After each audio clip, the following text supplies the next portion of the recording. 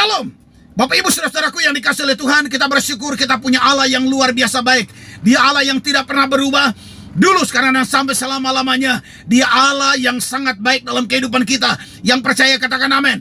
Karena itu saudara-saudara, itu sebabnya kita merindukan firman-Nya setiap hari untuk menyejukkan hati kita, menguatkan hati kita dalam langkah-langkah kita di masa-masa yang sukar ini. Nah saudara-saudaraku yang dikasihi oleh Tuhan, dalam renungan firman Tuhan tanggal 14 Mei 2020, saya berjudul renungan ini semua tergantung respon kita.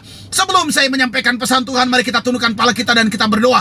Bapa, di dalam nama Yesus berbicara kepada kami. Kami rindu suara-Mu, kami rindu firman-Mu. Kami percaya hari ini kami diberkati oleh firman-Mu di dalam nama Yesus.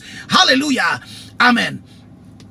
Baik saudara-saudaraku yang dikasihi oleh Tuhan, mari kita lihat dengan cepat di dalam kitab 1 Samuel pasal 30 ayat 6. Demikian firman Tuhan, dan Daud sangat terjepit karena rakyat mengatakan hendak melempari dia dengan batu. Seluruh rakyat itu telah pedih hati masing-masing karena anaknya laki-laki dan perempuan. Tetapi Daud menguatkan kepercayaannya kepada Tuhan Allahnya. Nah saudara-saudaraku yang dikasihi oleh Tuhan, ini situasi yang sangat mencekam yang dialami oleh Daud dan rakyat. Mereka tinggal di satu kota, namanya kota Siklak. Dan ketika Daud dan kurang lebih 600 orang mereka pergi, dan kemudian mereka pulang, mereka mendapati kota Siklak telah dibakar oleh orang Amalek. Dibakar, di bumi hanguskan, kemudian dirampas semua harta benda, dan kemudian orang-orang yang ada di dalamnya ditawan, baik laki-laki dan perempuan. Bahkan Alkitab berkata mereka menangis. Kalau saudara membaca itu, mereka menangis sampai mereka tidak bisa menahannya. Sebuah kepedihan yang luar biasa. Sebuah situasi, kondisi yang sangat mencekam pada waktu itu. Kondisi yang begitu sukar. Nah saudara-saudara, tetapi luar biasa. Ketika saya membaca kebenaran ini, saya menemukan ada dua respon yang berbeda. Ada masalah, ada persoalan. Semua menghadapi masalah, semua menghadapi situasi yang mencekam yang sama. Tetapi muncul dua respon yang berbeda. Respon yang pertama dari rakyat. Rakyat yang mengikuti Daud. Respon mereka adalah ketika mereka menghadapi situasi di mana anak laki-laki dan anak perempuan mereka dan istri-istri mereka, benda mereka dirampok saudara-saudara. Maka Alkitab menjelaskan kepada kita, mereka begitu sedih, mereka menangis, dan kemudian mereka timbul kemarahan yang luar biasa, dan mereka hendak melempari Daud dengan batu saudara-saudara. Ini situasi yang kadangkala menggambarkan kehidupan kebanyakan orang ketika menghadapi persoalan, ketika menghadapi masalah yang datang di dalam kehidupan kita. Yang muncul, respon yang muncul adalah kesedihan dan susah hati, putus asa, kecewa, marah-marah, menyalahkan diri sendiri, menyalahkan orang lain, menyalahkan kondisi, bahkan kadangkala menyalahkan Tuhan saudara-saudara. Patah semangat, hilang semangat, kecewa, dan kemudian tidak tahu lagi mau berbuat apa. Kemudian kadangkala menyalahkan Tuhan yang kita sembah.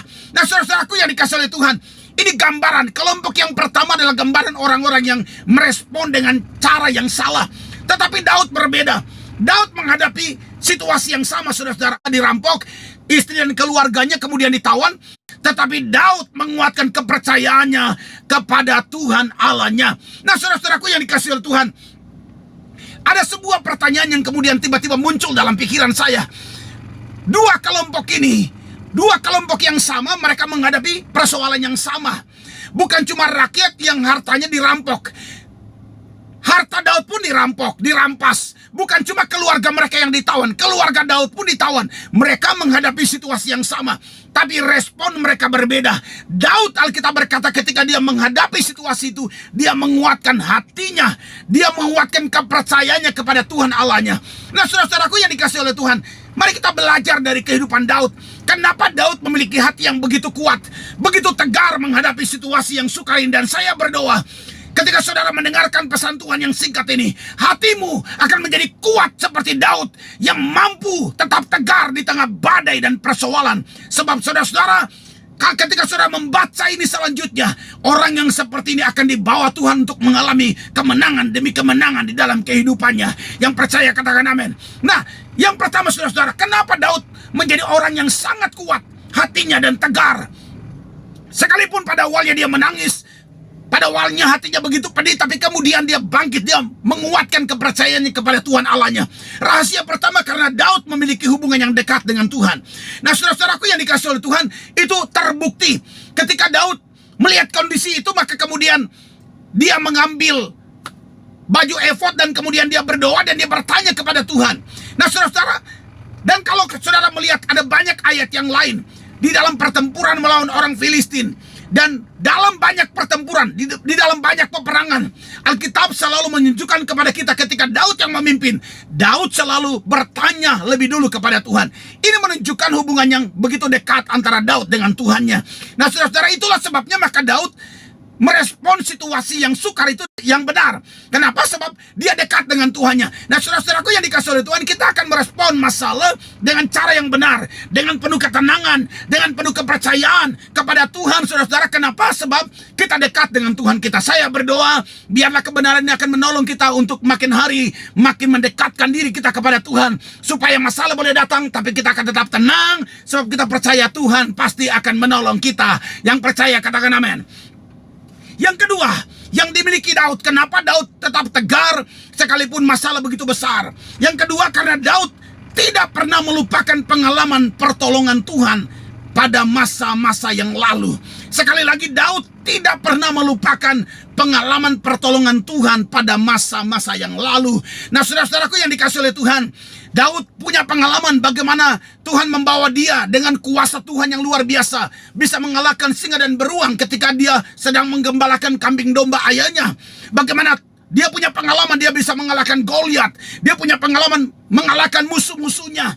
Dan ada banyak pengalaman-pengalaman itu yang membuat dia percaya bahwa kalau pada masa yang lampau Allah menolong dia, dengan pertolongan Tuhan dia mengalami kemenangan. Maka pada sekarang, pada masa sekarang, Allah yang sama yang tidak pernah berubah pasti menolong dia dan membawa dia dalam kemenangan. Saya percaya Allah kita adalah Allah yang sama.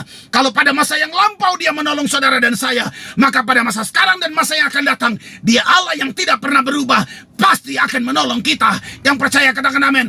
Persoalan apa saja, seberat apa saja, mari saudara-saudara datang dengan keyakinan ini, bahwa Allah kita adalah Allah yang tidak pernah berubah. Kalau dulu dia menolong kita, hari ini dia Allah yang sama, pasti menolong kita. Haleluya. Yang percaya katakan amin. Yang ketiga, yang terakhir, kenapa Daud begitu kuat dan tegar? Berbeda responnya dengan rakyat yang ada bersama-sama dengan dia. Yang ketiga, karena Daud tidak pernah meragukan kuasa dan pertolongan Tuhan. Daud memiliki keberanian yang berbeda dari rakyat karena Daud sangat percaya akan Tuhan. Daud tidak pernah menyaksikan pertolongan Tuhan. Daud tidak pernah meragukan kuasa dan pertolongan Tuhan. Saudara-saudara, Alkitab berkata orang yang ragu dan bimbang tidak dapat apa-apa. Belajarlah untuk mempercayai Tuhan sepenuh hati, akan mengalami banyak mujizat di dalam hidupnya. Saudara-saudara, lihat di dalam Roma pasal 4 ayat 19 sampai 20, bagaimana Abraham imannya tidak menjadi lemah, walaupun ia mengetahui bahwa tubuhnya sudah sangat lemah, karena usianya telah kira-kira 100 tahun, dan bahwa rahim Sarah telah tertutup. Tetapi terhadap janji Allah, ia tidak bimbang karena ketidakpercayaan, malah ia diperkuat dalam imannya dan memuliakan Allah. Nah saudara-saudaraku yang dikasih oleh Tuhan, mari belajar. Mari saudara dan saya kita belajar untuk tetap mempercayai pertolongan Tuhan. Jangan pernah ragu, sebab orang yang ragu dan bimbang tidak dapat apa dalam hidupnya. Doa saya menyertai saudara. Immanuel, Allah beserta kita. Tuhan Yesus memberkati kita sekalian. Amin. Mari kita berdoa. Bapa, di dalam nama Yesus, aku berdoa pengalaman yang dialami oleh Daud, yang tegar, itu juga akan ada dalam hati kami. Aku berdoa dalam nama Yesus, kemenangan yang dialami oleh Daud, kemenangan yang sama yang akan kami alami dalam hidup kami. Di dalam nama Yesus. Haleluya. Amin.